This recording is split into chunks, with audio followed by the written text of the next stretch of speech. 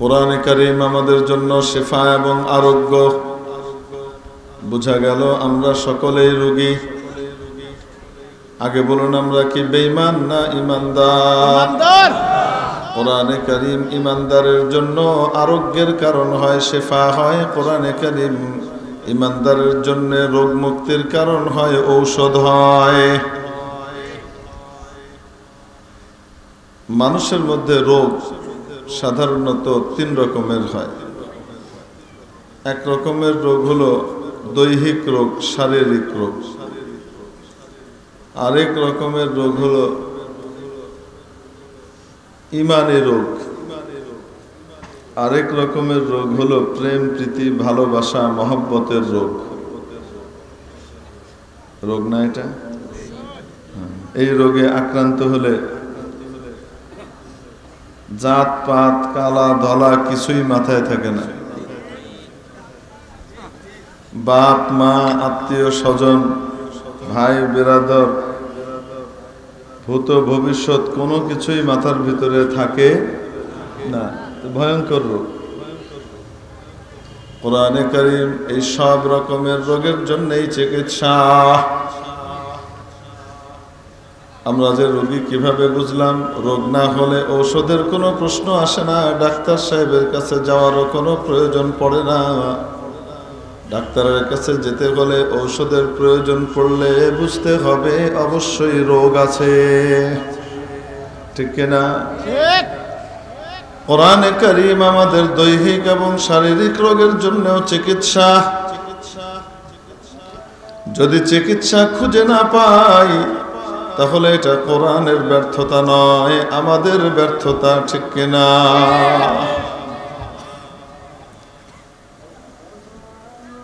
মেরে মুআজ্জাজ হাজিরিন, আজ থেকে প্রায় 950 বছর আগেকার ঘটনা। 750 বছর আগেকার হবে। এক বড় বুজুর্গ ছিলেন আল্লাহওয়ালা, মোল্লা জামি রহমতুল্লাহ আলাইহি, আব্দুর রহমান জামি। উনি কোথাও সফরে যাচ্ছেন, যাওয়ার পথে বড় একটা বিল, হাওর, বড় একটা শুকনা বিল আর কি। শুকনার মৌসুমে হাওর পুরা জমিন হয়ে যায় না, এরকম বিরাট এক চক পড়েছে, ধুধু ময়দান, তেপান্তরের ময়দান। যাওয়ার পথে যেতে যেতে যেতে যেতে গাধার পিঠে সওয়ার ছিলেন। দেখেন সূর্য ডুবু ডুবু প্রায় সন্ধ্যা হয়ে আসছে। নিরাপদ কোনো জায়গায় যদি আশ্রয় না নেওয়া যায় অন্ধকার হওয়ার আগে আগে, তাহলে প্রাণের খাতরা এবং আশঙ্কা আছে। শিয়ালের পাল, নেকড়ে, হায়না, মেছো বাঘ, গেছো বাঘ, বহু প্রকৃতির জানোয়ার বিচরণ করে। একলা একটা লোককে পেলে তো আর ছেড়ে দেবে না। এই চিন্তা করছেন, এর ভিতরে দেখেন দূরে একটা উঁচু বাড়ি দেখা যায়, বড় বাড়ি। উনি গেলেন, দেখেন বিশাল গৃহস্থের বাড়ি। ওখানে গিয়ে আল্লাহু আকবার কামেরা দরজা ধাক্কালেন, তো গৃহস্থ বের হয়ে এসেছে। কি চান? হুজুর বললেন, আমি মুসাফির মানুষ, আজকে রাতটুকু আপনার এখানে যদি আমাকে অবস্থান করতে দেন আমার জন্য বড় উপকার হয়।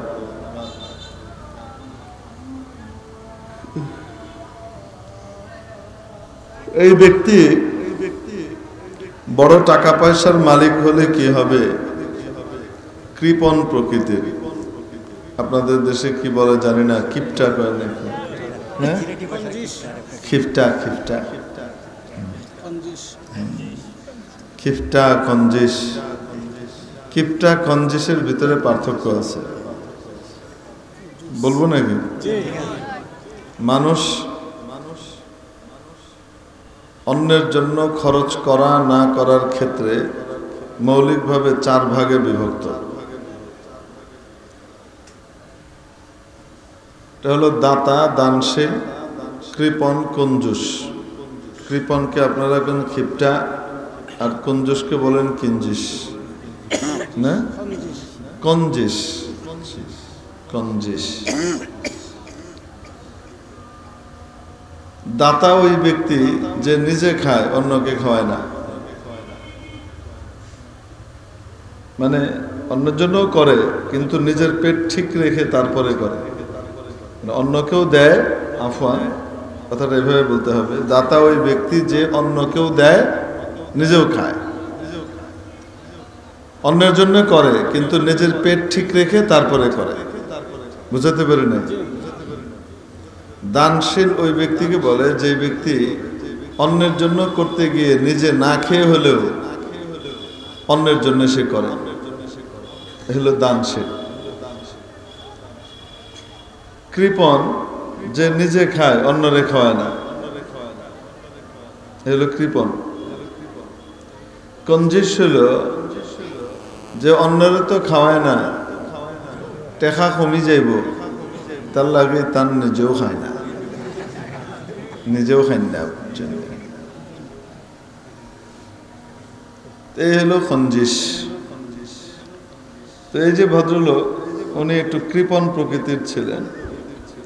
ওনার গোলা ভর্তি ধান ফসল, গোয়াল ভর্তি আপনার কি গরু, সবকিছু আছে। আল্লাহু আকবার। তো উনি চিন্তা করছেন, হুজুরকে যদি রাতে থাকতে দিই তাহলে তো কিছু খেতে দিতে হবে, খেতে দিলে তো কমে যাবে। এই জন্য একটা মিথ্যে কথা বললো, হুজুর ঘরে জায়গা নেই, অনেক লোকজন মেহমান এসেছে, বাড়িতে জায়গা নেই, সরি। তো হুজুর চলে গেলেন মন খারাপ করে। চলে গিয়ে যখন কিছু দূর চলে গেছেন, এর ভিতরে আল্লাহর কি কুদরত, ওনার স্ত্রী সন্তান সম্ভব ছিলেন, এখনো 1-2 মাস বাকি আছে। হুজুর চলে যাওয়ার কিছুক্ষণ পরেই আল্লাহর কি লীলা খেলা, ওনার স্ত্রীর প্রসব বেদনা উঠেছে, ব্যথা। দায়ীকে ডাকা হলো, দায়ী আসলো, ধাত্রী, এবং ব্যথার এক পর্যায়ে বাচ্চা বের হয়ে আসলো, কিন্তু স্বাভাবিকভাবে না, অস্বাভাবিকভাবে। বাচ্চার আগে বের হয় কোনটা? যদি বাচ্চার পা আগে বের হয়ে আসে তাহলে হয় মাকে হারাইতে হয়, নয় বাচ্চাকে হারাইতে হয়, নয় উভয়কে হারানো লাগে। এটা বড় ভয়ঙ্কর জিনিস। আদা এসে বেরিয়ে আটকে আছে। এখন দায়ী চেষ্টা তদবির করে দেখে, কোনোভাবেই এই বাচ্চাকে বের করতে পারছে না। তো হাজী সাহেবকে বলতেছে, গৃহস্থ সাহেবকে, হাজী সাহেব যে কোনো একজনকে ছাড়া লাগে, হয় স্ত্রীর মায়া ছাড়তে হবে, নয় বাচ্চার মায়া ছাড়তে হবে। কাকে ছাড়বেন বলেন? হাজী সাহেব বলে, আমার কলিজার ধন সন্তান, আমি তাকে কোনোভাবে হারাতে পারি না। আর আমার অর্ধাঙ্গিনী সহধর্মিনী জীবন সঙ্গিনী স্ত্রী, তার মৃত্যু আমি কল্পনাও করতে পারি না। দেখেন, কোনো চেষ্টা করেন, যেভাবেই হোক উভয়কেই বাঁচান। উনি বললেন, আমি কেন, পৃথিবীর কোনো ডাক্তারও পারবে না, অবস্থা যে জায়গায় পৌঁছেছে, আশপাশে তো ডাক্তারও নাই। মেরে মুআজ্জাজ হাজরিন, হঠাৎ ওই হাজী সাহেবের মনে পড়লো, একজন নেককার হুজুর এসেছিলেন, হয়তো হুজুরের কাছে কোনো দোয়া কালাম থাকতেও পারে, হুজুরের কাছে যদি একটু যাই। শেষ চেষ্টা হিসেবে গাধায় চড়ে দৌড় দিচ্ছে হুজুরের কাছে। হুজুরকে যে বলে, হুজুর এই ঘটনা একটা তাবিজ দেন। হুজুর বলেন, দিতে পারি, তবে শর্ত আছে। কয়, কি শর্ত? শর্ত হলো আমাকে বাড়িতে আজকে রাতে থাকতে দিতে হবে। এবারটাকে, হুজুর সারা বাড়ি খালি, আপনি যেখানে ইচ্ছা সেখানে থাকবেন, কি করেন আপনি? তো হুজুর মনে মনে হাসেন, বললেন চলেন। এখন আসার পরে ভিতরে ঢুকিয়ে নতুন গদি, নতুন চাদর, নতুন বিছানা, ময়ূরের পাংখা দিয়ে 2 জন বাতাস করে, কি চমৎকার ব্যবস্থাপনা, 5 স্টার ফেল। এখন উনি বলেন, ভাই আমার গাধা কই? গাধার কি হলো? হুজুর গাধা নিয়ে চিন্তা করবেন না, তার সাথে 5 স্টার সিস্টেম চলতেছে। তাকে দলাই মলাই দিয়ে গোসল করানো হয়েছে, সে এখন খাওয়া দাওয়ায় ব্যস্ত, খুব আরামে আছে। আপনি শান্তি করেন। হুজুর তাবিজটা, কারণ হুজুর তাবিজ লিখছেন। হুজুর বড় আল্লাহওয়ালা মানুষ ছিলেন, আল্লাহর নবীর বিশাল আশেক ছিলেন। মোল্লা আব্দুর রহমান জামি। আল্লাহর আশেক কাকে বলে, নবীর আশেক কাকে বলে? যে ব্যক্তি নবীর মনের বাইরে কোনো কাজ করে না, মুখে দাবি করে নবীর আশেক, আর যে মুখ দিয়ে দাবি করে তার নিচে যে নবীজির তরিকা আছে সেই তরিকাটা নাই। যে মুখ দিয়ে দাবি করে তার 2 আঙ্গুল নিচে যে নবীর তরিকা, সেই তরিকাটা সেখানে নাই। নবীজি যেখানে নিজে আদেশ করেন ওয়াফুল্লুহা, দাড়িকে মাফ করে দাও, দাড়িকে লম্বা করো, ছেড়ে দাও। দাড়ি লম্বা করতে বলেছেন নবীজি, আর আমি দাড়ি লম্বা করতে চাই না অথবা দাঁড়িয়ে রাখি না। যতই আমি মুখে দাবি করি না কেন আমি নবীজির আশেক, আসলে আমি আশেক হতে পারি? আসতে বলেন, একে আশেক বলে না। আশেক তো তাকে বলে যাকে সে ভালোবাসে, তার সকল চাল চলন ওঠা বসা, তার সকল আদা তার কাছে প্রিয় হয়ে যায়। তাসির রাসূল ওয়া আনতা তুযহিরু হুব্বাহু, তাসির রাসূল ওয়া আনতা তুযহিরু হুব্বাহু, ওয়া হাযা লা'amri ফিল ফিআলি বাদিউ, ওয়া হাযা লা'amri ফিল ফিআলি বাদিউ। তুমি তোমার নবীজিকে মনে বলো যে তুমি নবীর আশেক, নবীকে ভালোবাসো, অথচ তুমি নবীজির আদেশ নিষেধগুলো লঙ্ঘন করো, সেগুলো মানো না। অসম্ভব, এটা কোনো দিন হতে পারে না। তুমি তাকে ভালোবাসো অথচ তার অনুকরণ তুমি করো না। যে যাকে ভালোবাসে সে তার অনুকরণ করে। ইন কানা হুব্বুকা সাদিকান লা আতাতাহু, ইন্নাল মুহিব্বা লিমান ইউহিব্বু মুতিউ। নিশ্চয় যে যাকে ভালোবাসে সে তার অনুসরণ করে। অনুসরণ ছাড়া কখনোই ভালোবাসা প্রকৃত হতে পারে। আমি যখন মাদ্রাসায় পড়ি না, তখন একবার, যেহেতু ওই মসজিদে আমি মাদ্রাসার মসজিদে তারাবিও পড়াতাম, তো এলাকার লোকজন হুজুর মনে করতো যে পিছনে নামাজ পড়ি, ছাত্র হইল। আসরের পরে আমরা বেড়াতে বেরিয়েছি, হাঁটতে বেরিয়েছি, মাগরিবের ভিতরে চলে আসা লাগবে। তো দেখি কয়েকটা ছেলে যাচ্ছে কলেজের, মাথা নেড়া, সবার মাথা কি বেল, মাথায় কোনো চুল নাই। কি মাথা? ডুলাইল মাথা। হ্যাঁ, ডুলাই মাথা। আচ্ছা, সুলাই মাথা, ডুলাই মাথা, যেটা আপনি বুঝলেন।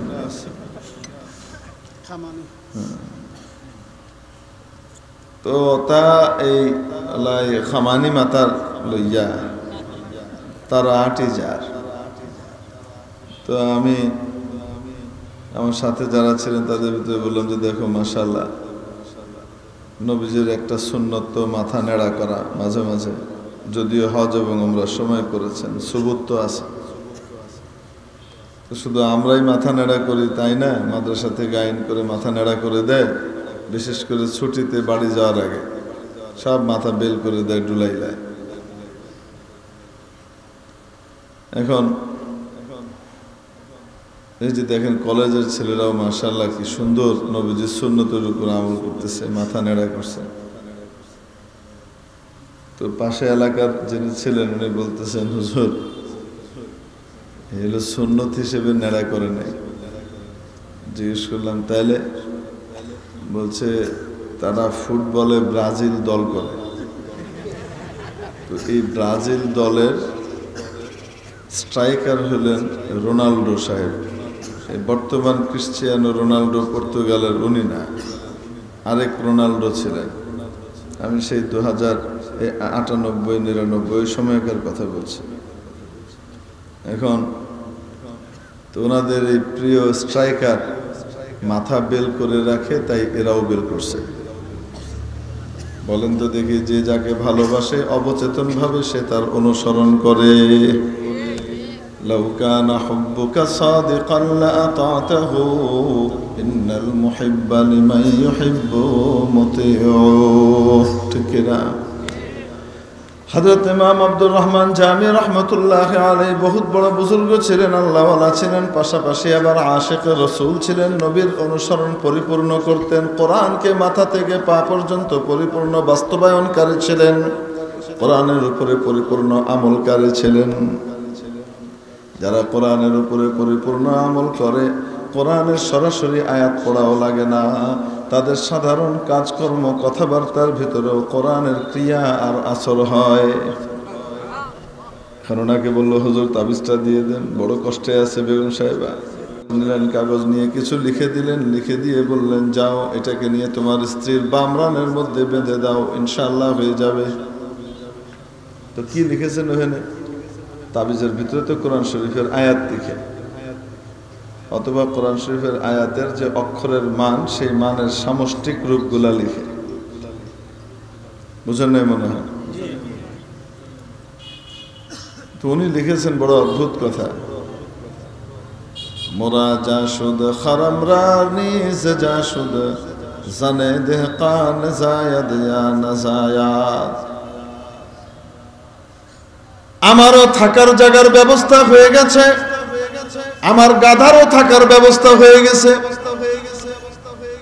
মহিলার বাচ্চা খালাস হোক চাই না হোক, আমার আর আমার গাধার ব্যবস্থা হয়ে গেছে। কে করে দিছে? আল্লাহ। উনি এটা লিখছেন, লিখে দিয়ে বলছেন যাও। বলছিলাম, যদি কোরআনের উপরে মানুষের আমল হয়, কোরআন অনুযায়ী মানুষের জীবন হয়, তার সাধারণ কথাবার্তার মধ্যেও কোরআনের ছোঁয়া লেগে যায়, ক্রিয়া দেখা যায়। বাম রানে বেঁধে দেওয়ার কিছুক্ষণের মধ্যেই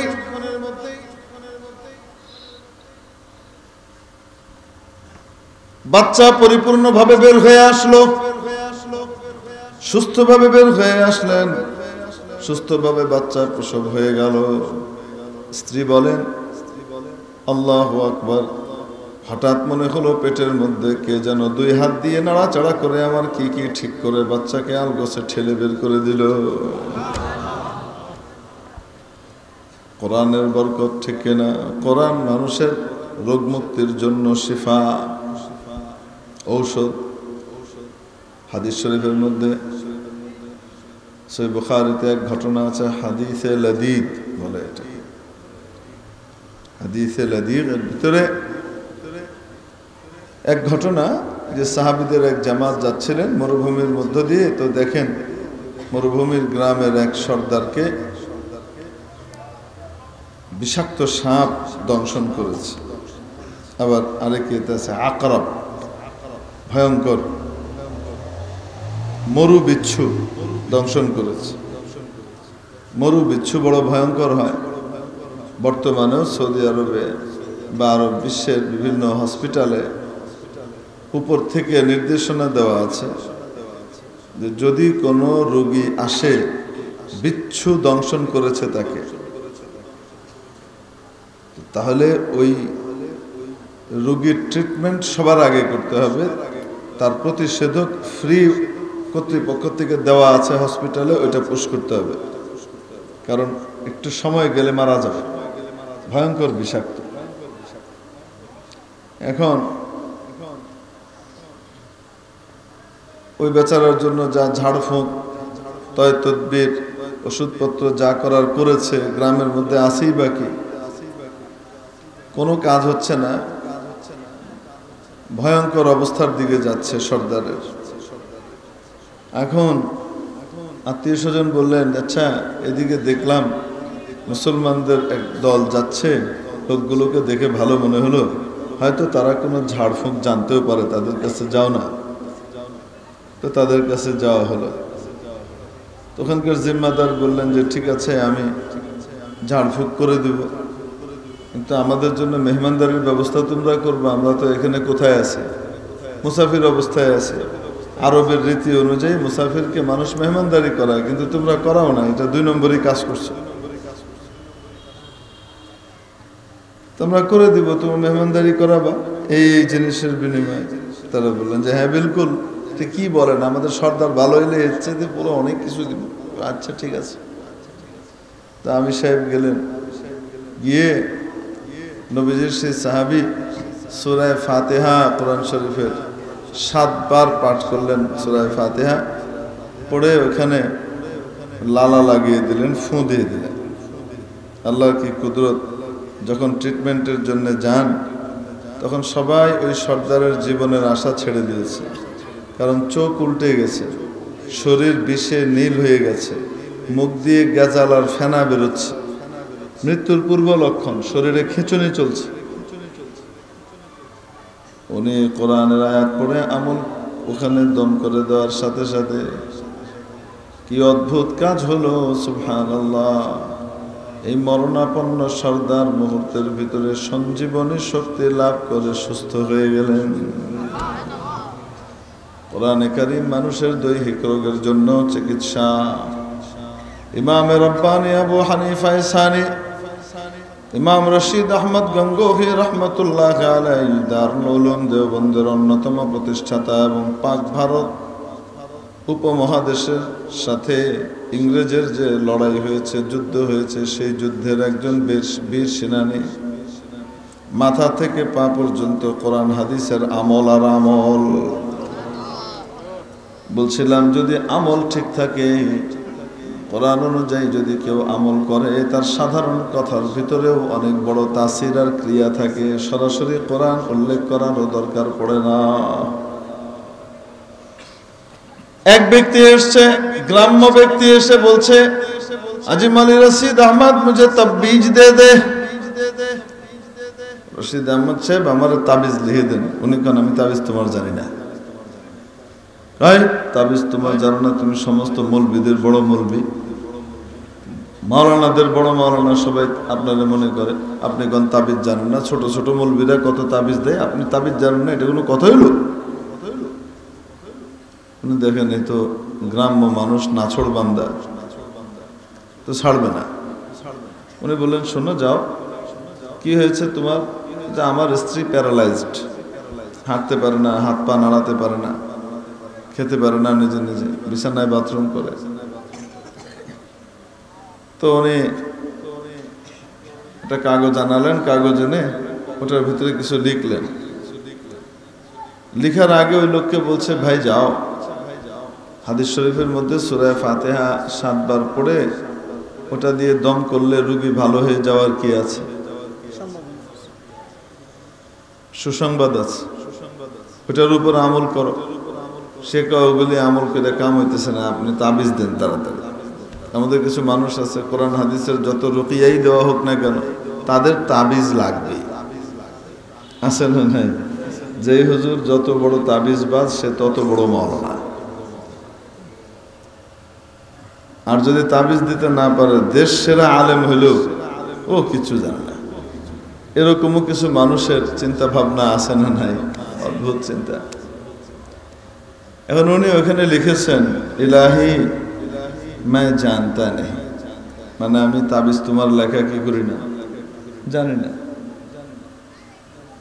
তেরা বান্দা মানতা নেই, আপনার এই বান্দা তো নাছড় বান্দা, সে ছাড়ে না, মানতে রাজি না। তো লুৎফা করম কা মামলা ফরমা, আপনি দয়া এবং কৃপার আচরণ করেন। এটা দিয়ে দিছে, সে নিয়ে লাগাইছে।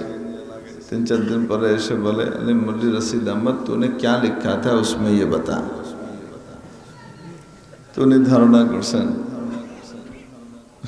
এই দিয়ে কি আর কাজ হবে, তাকে সান্ত্বনা দেওয়ার জন্য দিয়ে দেওয়া ছিল। তো মনে হয় কাজ টাজ হয় নাই। এখন খুলে দেখছে, দেখছে এই লেখা। গ্রামের মানুষ মাথা মুথা খারাপ হয়েছে, এখন আইসে বেইজ্জত করার জন্য। উনি বললেন, কেন, কি হয়েছে? বলছে, কত বড় বড় ডাক্তার দেখালাম, ইংরেজ ডাক্তার দেখিয়েছি, কোনো ডাক্তারের চিকিৎসায় ভালো হয় নাই। কত কবিরাজ টবিরাজ এর কাছে ওর কাছে গিয়েছি, কোনো কাজ হয় নাই। আপনি কি লিখে দিচ্ছেন? সুবহানাল্লাহ। ওটা নিয়ে বেগম সাহেবার গলায় ঝুলিয়ে দেওয়ার পর এখনো 4 দিনও যায় নাই আমার স্ত্রী পরিপূর্ণ সুস্থ হয়ে হাঁটা চলা করে। তাহলে কোরআন মানুষের দৈহিক রোগের জন্য চিকিৎসা, ঠিক কিনা? কোরআন মানুষের ইমানি রোগ, আত্মিক রোগের জন্য চিকিৎসা। মানুষের ইমানি রোগ কি? আখিরাত ভুলে যাওয়া, দুনিয়াকে সামনে রেখে চলা, দুনিয়ার ভালোবাসায় বুঁদ হয়ে যাওয়া, আখিরাতকে একদম বিস্মৃত হওয়া, মৃত্যুর ভীতি তার দিলের মধ্যে সওয়ার হওয়া, মৃত্যুকে অপছন্দ করা। অথচ মৃত্যু এমন এক জিনিস যার মাধ্যমে সে তার মাওলা, তার মাহবুবে হাকিকি আল্লাহর সাথে সাক্ষাৎ করতে পারে, আল্লাহর বাণী সরাসরি শুনতে পারে। মৃত্যু ভীতি এবং দুনিয়া প্রীতি, মৃত্যু ভীতি এবং দুনিয়া প্রীতি, এই দুটো এই উম্মতের জন্য সবচেয়ে বড় ক্ষতি, সবচেয়ে বড় ধ্বংস। এক হাদিস শরীফের মধ্যে নবীজি বলেন, এমন এক সময় আসবে যখন আমার উম্মত অপমানিত, লাঞ্ছিত হবে, দাঁড়ে দাঁড়ে কষ্ট পাবে। সাহাবীরা বড় অবাক হয়ে জিজ্ঞেস করলেন, ইয়া রাসূলুল্লাহ, তখন কি আমাদের সংখ্যা কম হবে নাকি? নবীজি বললেন, না, মোটেও কম হবে না। তখন তো অগণিত, অসংখ্য থাকবে, কিন্তু অনেক বেশি হওয়া সত্ত্বেও তারা খড়কুটোর মতো বানের পানিতে ভেসে যাবে। বানের পানিতে খড়কুটে যেভাবে ভেসে যায়, শুকনা ঘাস আর পাতা যেভাবে ভেসে যায়, সেইভাবে ভেসে যাবে। তাদের কোনো স্থায়িত্ব থাকবে না কোনো জায়গাতে। সাহাবীরা জিজ্ঞেস করলেন, ইয়া রাসূলুল্লাহ, কারণ কি? নবীজি বললেন, তাদেরকে ওয়াহান ধরবে। সাহাবীরা জিজ্ঞেস করলেন, ইয়া রাসূলুল্লাহ, ওয়াহান কি? নবীজি বললেন, হুব্বুদ দুনিয়া ওয়া কারাহিয়াতুল মাউত, দুনিয়া প্রীতি এবং মৃত্যু ভীতি, মৃত্যুকে অপছন্দ করা এবং দুনিয়াকে ভালোবাসা। তাহলে এটা অন্তরের রোগ কিনা? কেউ যদি দুনিয়াকে ভালো না বেসে আখিরাতকে ভালোবাসে, তার দুর্নীতির পথে যাবার কোনো প্রয়োজন পড়বে না। কেউ যদি আখিরাতকে ভালোবাসে আর দুনিয়াকে আখিরাতের তুলনায় তুচ্ছ মনে করে, তাহলে এই ব্যক্তি সুদি কারবার, ঘুষি লেনদেনের মধ্যে যাবে না, ঠিক কিনা? এই রোগ অনেক বড় রোগ। তো মানুষের ইমানি রোগেরও চিকিৎসা কোরআনে কারীম। হযরত ওমর রাদিয়াল্লাহু তাআলা আনহুর নাম শুনেছেন, দ্বিতীয় খলিফা। হযরত ওমর ইসলাম গ্রহণের আগে আরবের অন্যতম সেরা বাহাদুর ছিলেন, বড় জারিদ ছিলেন। নেতারা একবার বলল, মোহাম্মদকে নিয়ে তো আর পারা যায় না, ওরে মারতেও পারি না, ওরে মেরে ফেলতে পারলে সব লেঠা চুকে যায়, কিন্তু মারতে তো পারছি না, কারণ তার বংশ বড় শক্তিশালী। আমাদের মধ্যে যেই তাকে মারবে তাকেও মারা লাগবে, তার বংশ ছেড়ে দিবে না। তার বংশ যদিও এখনো সবাই মুসলমান হয় না, কিন্তু তারপরেও তারা ছেড়ে দিবে। ওমর বলেন, খালি বড় বড় কথা আর নেতাগিরি করা, এগুলি আপনাকে কাম। আমি লয়ে আইতেছি কল্লা। কি নিয়ে আসবে? কল্লা নিয়ে আসবে। রওনা হয়েছে, টকবগিয়ে ছুটছে একদম ঘোড়ায় চড়ে। কার কল্লা আনবে? নবীজির কল্লা আনবে। সুবহানাল্লাহ। রাস্তার মধ্যে নুআইম ইবনে আব্দুল্লাহ রাদিয়াল্লাহু তাআলা আনহুর সাথে দেখা। উনি যে মুসলমান হয়ে গেছেন এটা কেউ জানে না, গোপন রেখেছেন। মুসলমানরাই শুধু জানে, নবীজি জানেন যে ও মুসলমান। নির্যাতনের ভয়ে ইসলাম প্রকাশ করতে রাসূল নিষেধ করেছেন। তিনি জিজ্ঞেস করেন, ওমর এত টকবগিয়ে ঘোড়ায় চড়ে খোলা নাগা তরবারে নিয়ে কোথায় ছুটছ? ওই ব্যক্তি বলে, হযরত ওমর উত্তর দেন, মুহাম্মাদের কল্লা আনতে যাই। বড় বাড় বেড়েছে। ইন্নাহু কদ সাবা, নষ্ট হয়ে গেছে, বিধর্মী হয়ে গেছে, ধর্মকর্ম নষ্ট হয়ে গেছে। আমরা সবাই মূর্তির পূজা করি, দেবদেবীকে মান্য করি, নষ্ট হয়ে গিয়ে এখন দেবদেবীর বিরুদ্ধে কথা বলে। বুঝতে পারছেন? হযরত নয়ন বুঝতে পারলেন ওমর যে মুডে আছে, খোদা না খাস্তা এখন রসুলের কাছে যদি যায়, অসতর্ক অবস্থায় আছেন রসুল, কি ঘটে বলা যায় না, কেউ কাছে আছে কি নাই নিরাপত্তার জন্য তাও জানা নাই। উনি করলেন কি কৌশলে, হযরত ওমরের রাগকে ডাইভার্ট করে দিলেন। আপনাদের মোবাইলের ভিতরে ডাইভার্সন হয় না, এরকম ডাইভার্ট করে দিলেন, কল এদিকে না ওইদিকে ঘুরাই দিছে। আপাতত ঠান্ডা হোক, আগে পরে দেখা যাবে। তুমি মোহাম্মদের কল্যাণ আনতে যাও, সে বেদিন হয়ে গেছে, তোমার ঘরের খবর আছে? তোমার আপন বোন আর ভগ্নিপতি তারা তো বেদিন হয়ে মুসলমান হয়ে ঘুরে বেড়াচ্ছে, তোমার ঘরের খবর নেই, তুমি পরের খবর লইবার যাও। হযরত ওমর তো বড় বিচক্ষণ, উনি একটুক শুনে বলতেছে, মনে হইতেছে তুইও নষ্ট হয়ে গেছিস। তো কথার ধাঁচে বোঝা যায় তুইও নষ্ট হয়ে গেছিস, তোরও সাইজ করবো, তবে আগে ঘর সামলায় আসি। তুই ঠিক কইছিস। ঘর সামলাইতে গেছে, যখন ঘরে গেছেন তখন হযরত ওমরের বোন এবং ভগ্নিপতি দুইজন নবীজির সাহাবী হযরত খাব্বাব ইবনুল আরাত রাদিয়াল্লাহু তাআলা আনহুর কাছে কোরআন শিখছিলেন।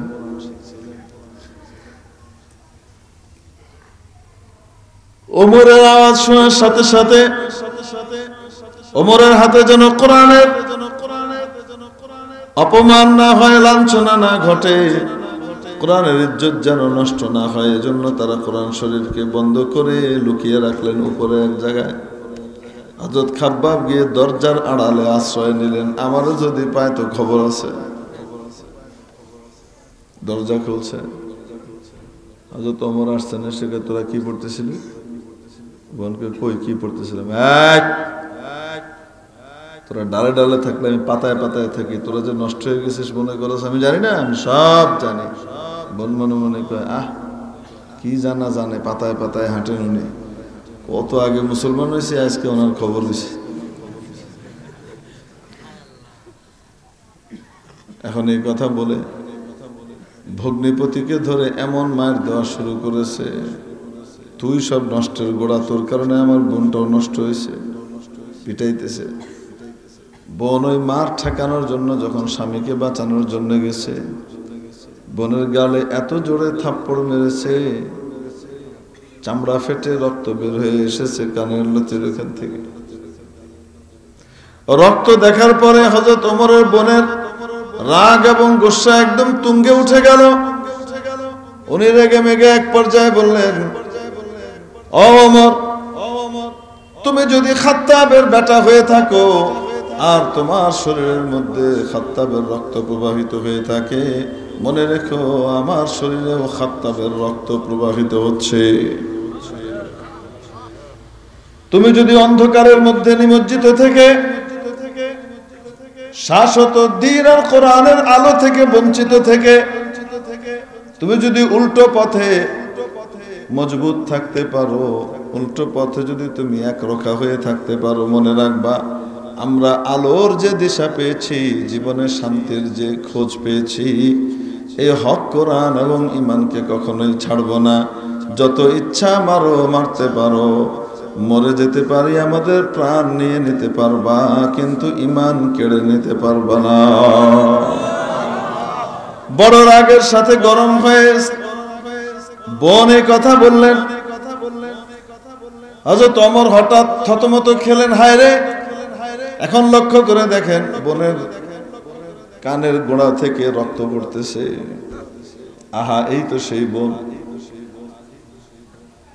আগে মানুষের উপরে জুলুম করার কারণে, মাস্তানি করার কারণে যখন মানুষ ধাওয়া দিত, আশ্রয় নিতাম বোনের কাছে, সে বোন শেল্টার দিত। কোনোদিন অসুস্থ হয়ে গেলে সারা রাত বোন মাথার কাছে বসে সেবা করে কাটিয়ে দিত, ঘুম পাড়ানোর চেষ্টা করত। আর আজকে আমি এই আবু জেহেলের কথা শুনে আমার সেই প্রিয় বোনের গায়ে হাত তুললাম।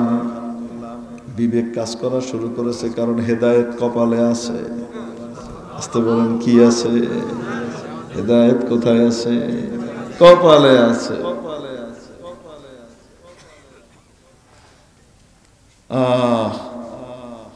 মনটা একটু নরম হয়েছে। নরম হওয়ার পরে বলতেছে, আচ্ছা দেখি তোমরা কি পড়তেছিলা, দাও।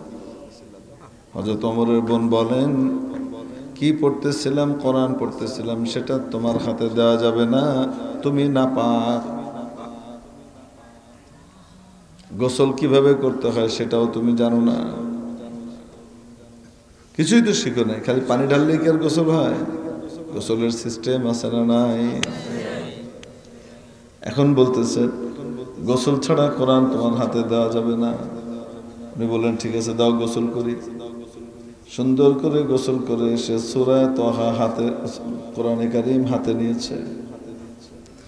হাতে নেওয়ার পরে ওখান থেকে সূরা তাহা লেখা ছিল, সেটা তেলাওয়াত শুরু করেছেন। তাহা মা আনজালনা আলাইকাল কুরআনা লিতাশকা ইল্লা তাযকিরাতাল লিমান ইয়াখশা তানজিলাম মিম্মান খালাকাল আরদা ওয়াস সামাওয়াতিল উলা আর-রাহমানু আলাল আরশি ইস্তাওয়া।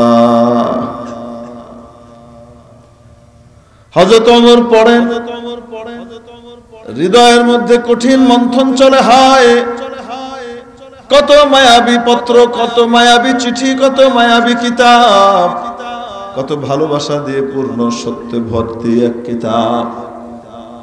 এই শান্তিপূর্ণ কিতাবের ব্যাপারে আমার কাছে প্রোপাগান্ডা করা হয়েছে যে এরা চরমপন্থী, এরা হলো বড় বদমাশ, এরা হলো জঙ্গি। এই ধরনের কথা বলেই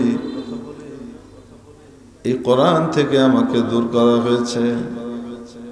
হযরত ওমর এখানে গোসল করলেন, গোসল করে কোরআনে কারীম তেলাওয়াত করার পরে এই দিকে যখন এই কথা বলে শেষ করেছেন, পিছন থেকে, দরজার পিছন থেকে বের হয়ে আসলেন হযরত খাব্বাব ইবনুল আরাত। বলতেছেন হযরত ওমর কোরআন পড়ে আর চোখ দিয়ে টপ টপ করে পানি পড়ে।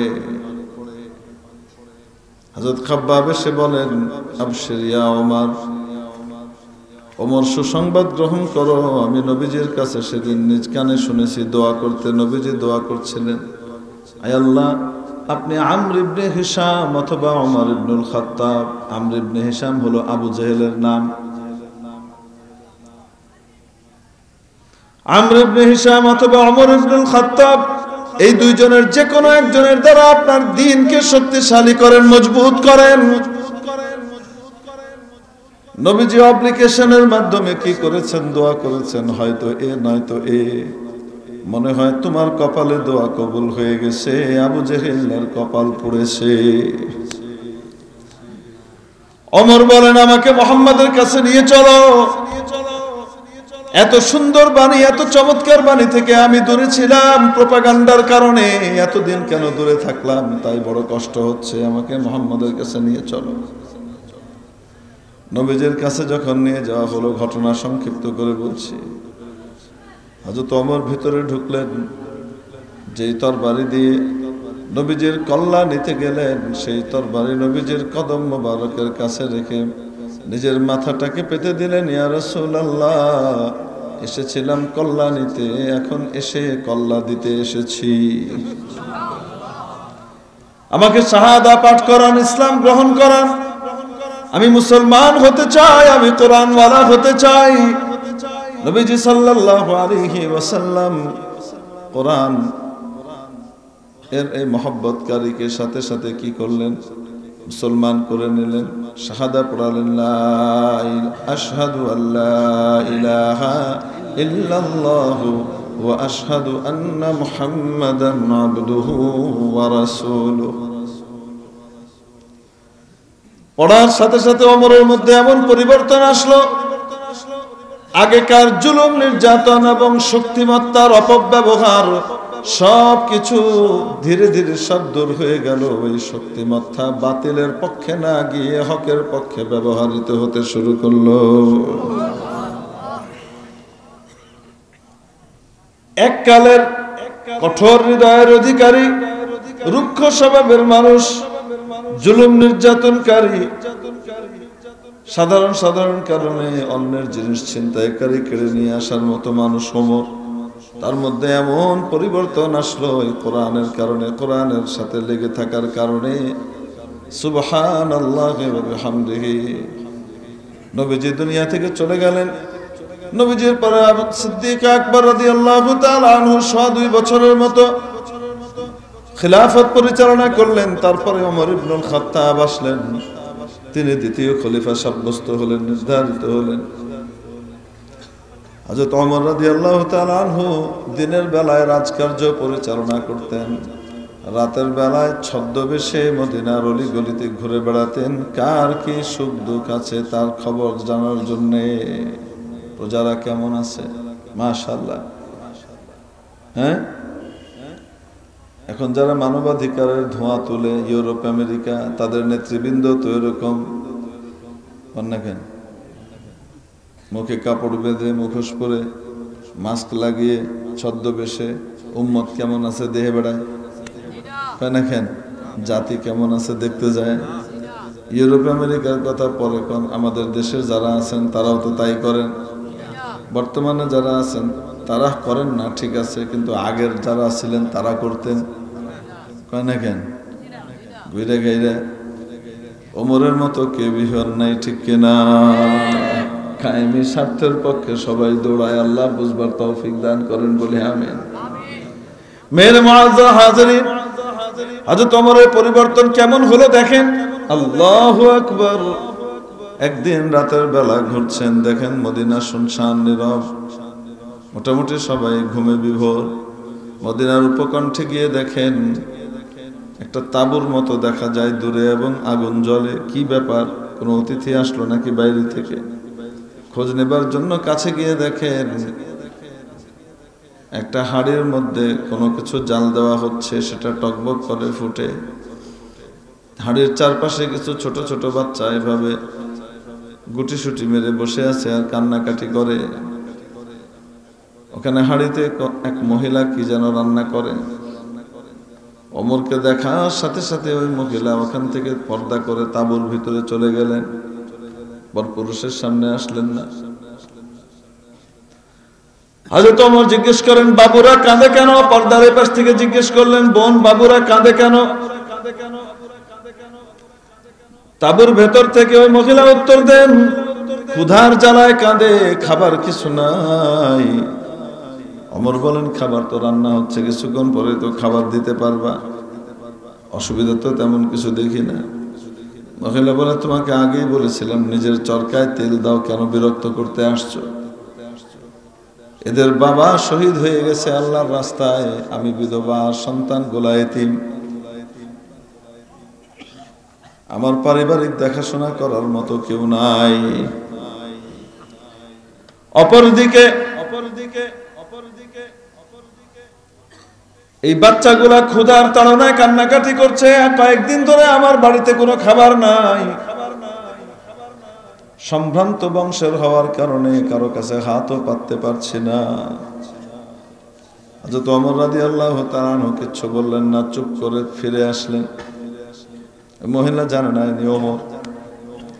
ফিরে এসে লঙ্গরখানা খুললেন, বাইতুল মাল খুললেন, সরকারি গোডাউন খুললেন।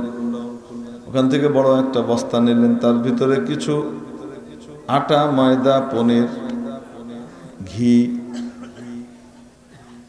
কিছু বর্তন, পেয়ালা টেয়ালা, এগুলা যা যা লাগে খাদ্যদ্রব্য দিয়ে পুরা বিশাল বস্তা ভরে ফেললেন, বিভিন্ন রকমের খাবার টাবার দিয়ে ভরে নিজের পিঠে করে ওই বস্তা নিয়ে রওনা হয়েছেন। কোথায় যাবেন? প্রজার মুখে খাবার তুলে দিবেন। ভরার যে কাজগুলো করছিলেন, ওই কাজের কারণে নড়াচড়ার আওয়াজে গোলাম যে ছিল, গোলামের ঘুম ভেঙে গেছে। গোলাম ঘুম থেকে উঠে দেখে আমিরুল মুমিনিন পিঠে বিশাল বস্তা নিয়ে রওনা হয়েছেন। গোলাম বলে, আমিরুল মুমিনিন, দয়া করে জুলুম করবেন না আমার উপরে, আল্লাহ আমাকে সাজা দিবে। আমি থাকতে আপনি পিঠে কেন বোঝা নিয়ে যাচ্ছেন? কোথায় যেতে হবে আমাকে বলে দেন, আমি নিয়ে যাই পিঠে করে। হযরত ওমরের চোখ দিয়ে টপ টপ করে পানি পড়ে আর বলেন, ভাই, কিয়ামতের দিন আমার গুনার বোঝাটা তো তুমি কাঁধে নিতে পারবা না, অতএব আমার বোঝা আমাকেই কাঁধে নিতে দাও। ওটা কাঁধে নিয়ে রওনা হয়ে পৌঁছলেন। তাঁবুর কাছে গিয়ে নিজ হাতে খাবার তৈরি করলেন, বাচ্চাগুলাকে খাওয়ালেন, নিজ হাতে খাওয়ালেন এবং কিছু খাবার ভেতরে পাঠিয়ে দিলেন মহিলার কাছে। বাচ্চাগুলা এখন খেলাধুলা করে, যারা একটু আগে কান্নাকাটি করছিল তারা আনন্দে খেলাধুলা করে। খাবার নিয়ে আসছেন। ভেতর থেকে মহিলা বলে, কিয়ামতের দিন আমার শহীদ স্বামী এবং তার তিন বাচ্চার বিধবা স্ত্রীকে নিয়ে আল্লাহর দরবারে বোঝাপড়া হবে, ওমরের সাথে বোঝাপড়া হবে। হযরত ওমর বলেন, কেন, কি হয়েছে? কিসের বোঝাপড়া হবে? সে আমাদের আমির, সে আমাদের খোঁজ নিল না। কেন যে আল্লাহ ওমরকে আমিরুল মুমিনিন বানিয়েছিলেন জানি না, কেন খলিফা বানালেন? তোমার মতো লোককেই খলিফা বানানো দরকার ছিল। হযরত ওমর রাদিয়াল্লাহু তাআলা আনহু বললেন, বোন, খলিফা ওমর তো সবার সবকিছু জানতে পারে না, কিভাবে জানবে? মহিলা বলে, বাহ, সে আমাদের দায়িত্ব নিয়েছে, অথচ আমরা কেমন আছি সে খবর রাখবে না। যদি না পারে, কে তাকে দায়িত্ব নিতে বলছে? দিল কেন? সে নিজে পারে না, সকলের বাড়ি বাড়ি খবর নিতে, ঠিক আছে, সে লোক রাখলো না কেন? বিশ্বস্ত যারা প্রজা সাধারণের সঠিক খবর তার কাছে পৌঁছাবে, কেন ব্যবস্থা করলো না? হযরত ওমর বললেন, বোন, ওমরের সাথে আমার সবচেয়ে ভালো সম্পর্ক ওই মদিনাতে। সবচেয়ে ভালো মানুষ কাকে বাসে? কন্যা কেন? সবচেয়ে ভালো মানুষ কারে বাসে? হ্যাঁ, নিজের পোলা, নিজের বাপ, নিজের মা, নিজের আত্মীয় স্বজন, এদের সবার ভিতরে সবচেয়ে বেশি ভালোবাসে মানুষ কাকে? হ্যাঁ, নিজেকে ভালোবাসে না? হ্যাঁ, উনি বলেন, আল্লাহ, ওমরের সাথে আমার সবচেয়ে ভালো সম্পর্ক। আগামীকাল সকালে এমন সময়ে তুমি ওমরের দরবারে মসজিদে নববীতে যেও। তোমার জন্য রাষ্ট্রীয় সরকারি কোষাগার থেকে শহীদি ভাতার ব্যবস্থা করে দেওয়া হবে, যেন তোমরা চলতে পারো। আমি ওনাকে দিয়ে এটা করায় দিব। তাও বলে না আমি সেই ওমর। বিদায় নিয়ে চলে গেছেন। পরের দিন মহিলা মসজিদে উঁকি দিয়ে দেখে, হায় রে হায়, কালকে যাকে নিয়ে ওমরের ব্যাপারে এত গালমন্দ করেছি, এই বেটাই তো মনে হয় রাতে আসছিল, যাকে এখন সবাই আমিরুল মুমিনিন বলতেছে। ভাতার ব্যবস্থা হয়ে গেল। বলছিলাম, ওই পশুত্বের শক্তি ধারণকারী ওমর যে অন্যের গ্রাস মুখ থেকে ছিনিয়ে নিত, কোরআনের সংস্পর্শে আসার কারণে অন্তরের রোগ দূর হয়ে গেছে। এখন এত বেশি সুস্থ হয়েছে, গোটা সমাজকে সে সুস্থ করে তুলছে, ঠিক কিনা? ইমানের রোগের চিকিৎসা। ঠিক তেমনি ভাবে প্রেম, প্রীতি, ইশক, ভালোবাসার রোগেরও যে চিকিৎসা, সেই চিকিৎসাও কোরআনের মধ্যে আছে। বলবো নাকি? হযরত আল্লামা ইউসুফ বানুরী রহমাতুল্লাহ আলাইহি সাহেবে মাআরিফুস সুনান, আমার দাদা উস্তাদ, ওনার অপারেশন হবে। ডাক্তার ওটি টেবিলে শুইয়েছে, এখন বেহুশ করবে। উনি বলতেছেন, ইনজেকশন যখন দিতে এসছে অ্যানেস্থেসিস্ট, কি দেন এটা? হুজুর, বেহুশ করতে হবে, অবশ করতে হবে। আপনাকে অবশ করা লাগবে, অপারেশনের জায়গাটা অবশ না করলে এত ব্যথা হবে, ব্যথার চোটে বেহুশ হয়ে যাবেন। উনি বললেন, ও তাই? উনি বললেন, আমাকে বেহুশ করা যাবে না, আমি বেহুশ হতে চাই না। বেহুশ অবস্থায় যদি আমার হুঁশ আর ফিরে না আসে, আল্লাহর কাছে এমনি চলে গেলাম, শেষ কথাটা সুন্দর করে বলতে পারলাম না, এটা চাই না। বেহুশ করা যাবে না, এমনি অপারেশন করেন। ডাক্তার এত বড় আলেম, এই জন্য কিছু বলতেও পারে না, কিন্তু মনে মনে হুজুরে কি পাগলের মতো কথা কয়। বেহুশ করা ছাড়া যদি পেটে পোঁছ মারে তাহলে অবস্থাটা কি হবে? বুঝেন কি বুঝেন না? এখন উনি বলেন বেহুশ করা যাবে না, এমনি অপারেশন করেন। আমার যেন কোনো খোঁজ খবর না থাকে, আমি যেন টের না পাই, এটাই তো দরকার। বলে হ্যাঁ। উনি বলেন, আমি আমার মাওলার কালাম, প্রেমের চিঠি, মহব্বতের চিঠি আমি পড়তে শুরু করছি। আমার মাওলা গোটা পৃথিবীবাসীর জন্য প্রেমপত্র ভালোবাসার পত্র নাজিল করে দিয়েছেন। যাকে মানুষ ভালোবাসে তার পক্ষ থেকে আসা চিঠি বারবার পড়ে, রাতে পড়ে, দিনে পড়ে, কিছুক্ষণ পরপর খুলে খুলে পড়ে। আরে কয় না কেন? হ্যাঁ, আমি আমার মাওলার কোরআনকে তেলাওয়াত শুরু করব।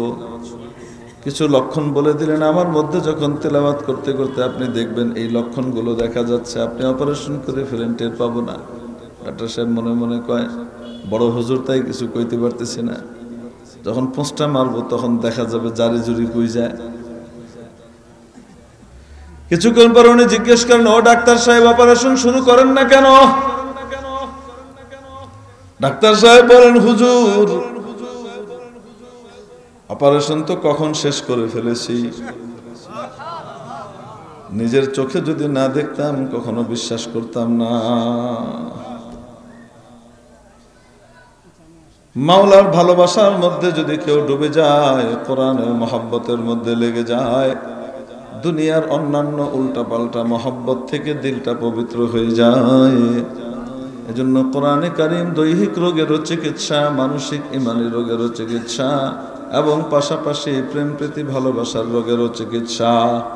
চিকিৎসা নিতে কে কে রাজি আছি? হাত উঠায়। আয় আল্লাহ, এই হাতগুলাকে কবুল ও মঞ্জুর করে নেন। আয় মাওলা, আপনার এই বান্দারা বিভিন্ন উদ্দেশ্যে এখানে একত্রিত হয়েছেন। আয় আল্লাহ, তাদের প্রত্যেকের যাবতীয় প্রয়োজনকে গায়েবের খাজানা থেকে আপনি মেহেরবানি করে পুরা করে দেন। হাত নামে। মেরে মুআজ্জাজ হাজিরিন, কোরআনের সাথে সম্পর্ক রাখবো তো ইনশাআল্লাহ? রাখবো তো। নিজের বাচ্চাকে কোরআনওয়ালা বানাবো, মাদ্রাসায় ভর্তি করব, ঠিক আছে না? ইনশাআল্লাহ। নিজের নাতিপুতিকে মাদ্রাসায় ভর্তি করব, কোরআনওয়ালা বানাবো। কি বানাবো? খাঁটি কোরআনওয়ালা বানাবো। পালবেন কে? আরো আসতে। উনি পালবেন যিনি আমাকে আপনাকে পালেন। যে আল্লাহ আমার আপনার পকেটে পয়সা পাঠান, ওই আল্লাহ কোরআনওয়ালাকে পালতে পারেন না। আল্লাহ তাআলা আমাদেরকে কোরআনের সাথে সম্পৃক্ত হবার তৌফিক দান করেন। আল্লাহু আকবার। ইশার আজান হয়ে গেছে, নামাজ চলছে মনে হয়। নামাজও হওয়া দরকার। কি প্রোগ্রাম মোতামিম সাহেব?